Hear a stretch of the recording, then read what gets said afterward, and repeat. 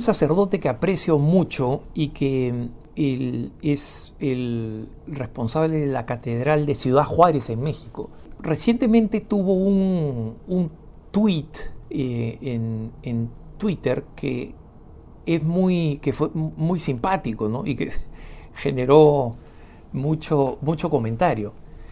Y este padre, el padre Eduardo Allén Cuarón, escribió lo siguiente hacia el final de su domingo, día muy ocupado para los sacerdotes, por supuesto, con muchas misas, ¿no? Y él simplemente comenzó con esta pregunta, ¿no? ¿Qué debe hacer el sacerdote cuando en la misa del domingo llega un loquito, se pone máscara de luchador, hace movimientos de boxeo retando a algunos feligreses, se pasea de un lado al otro frente al altar, se tira al suelo, se pone como si fuera director de orquesta frente al coro que está cantando en la misa para dirigirlo, y finalmente sube al altar a entregarme 2 burritos para el Señor Jesucristo porque dice que Cristo tiene hambre? Créanme que hoy en mi primera misa dominical, o sea, la primera del día temprano en la mañana, perdí la concentración.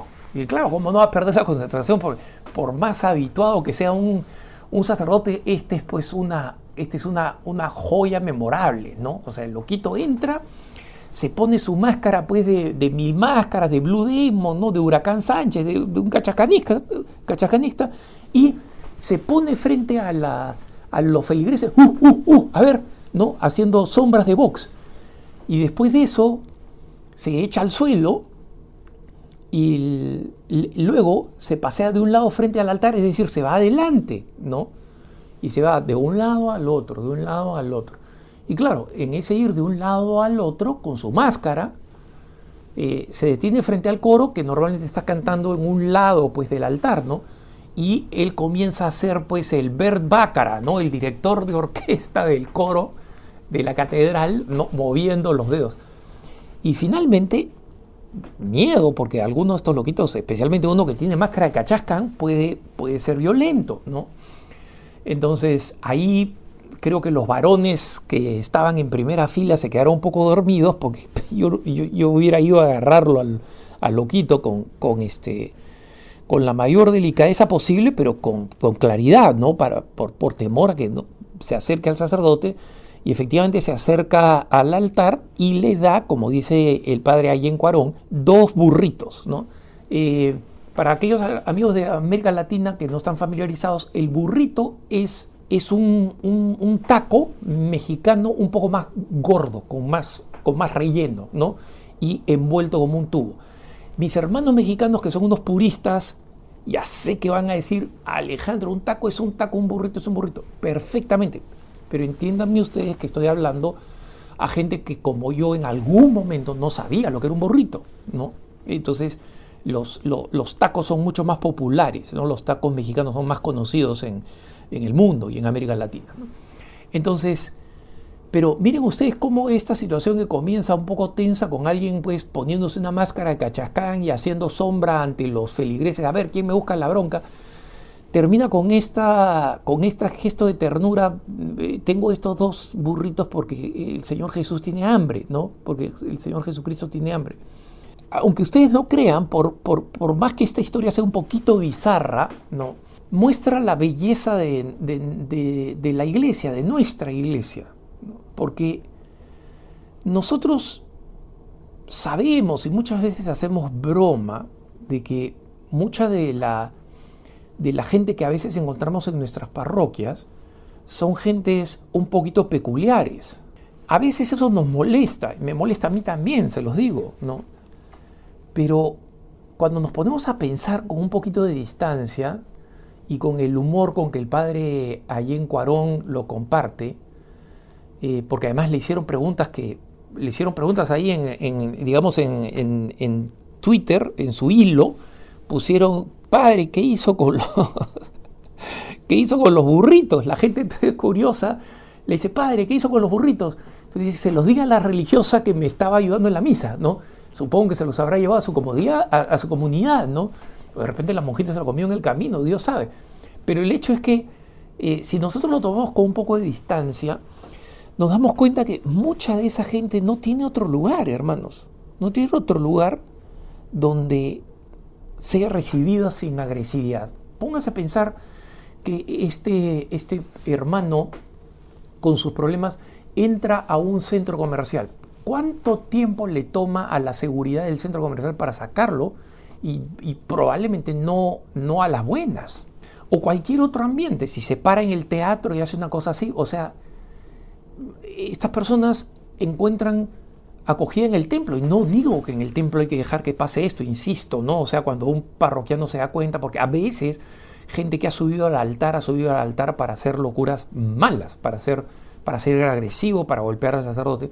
Entonces, los feligreses que están en templos en zonas centrales de la ciudad, en ciudades más o menos importantes, que tienen un número significativo de personas de la calle, que incluye personas con problemas mentales, tenemos que estar atentos, ¿no? Yo, digamos, en mi parroquia no estoy tan atento porque está, digamos, muy al sur de la ciudad de Denver, pero cuando estoy en la catedral, lo que he visto pasar en la catedral de Denver, que está, digamos, en el epicentro de la zona con más sin techo y con quienes la catedral hace un gran apostolado, nosotros tenemos que estar atentos. Yo me voy hacia adelante, estoy atento para poder intervenir, ¿no? Cuando sea necesario, digamos. No estoy distraído durante la misa, pero estoy alerta. Entonces, esto simplemente lo recomiendo como paréntesis para nuestros hermanos, especialmente los hermanos varones, los que saben que son un poquito más fuertes, ¿no? Y que pueden ser un poquito más contundentes,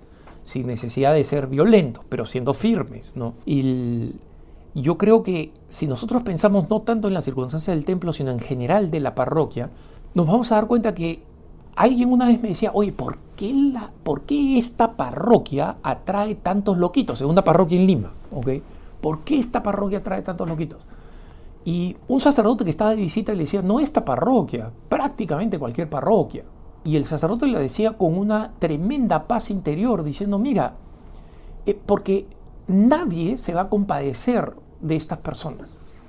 Y sí, o sea, la parroquia podría hacer un poco más, ¿no? Podríamos tener un ministerio, un apostolado, digamos, para ayudar a estas personas. De hecho, en la diócesis de Phoenix, Arizona, se está comenzando un apostolado directamente organizado desde la diócesis para las personas con problemas mentales.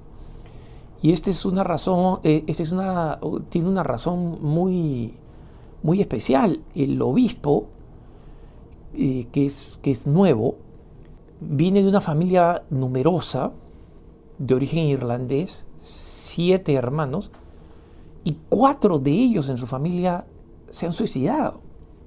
Y cuando él ya era obispo, recientemente, apenas nombrado obispo, su hermana, una hermana menor que él, se suicidó.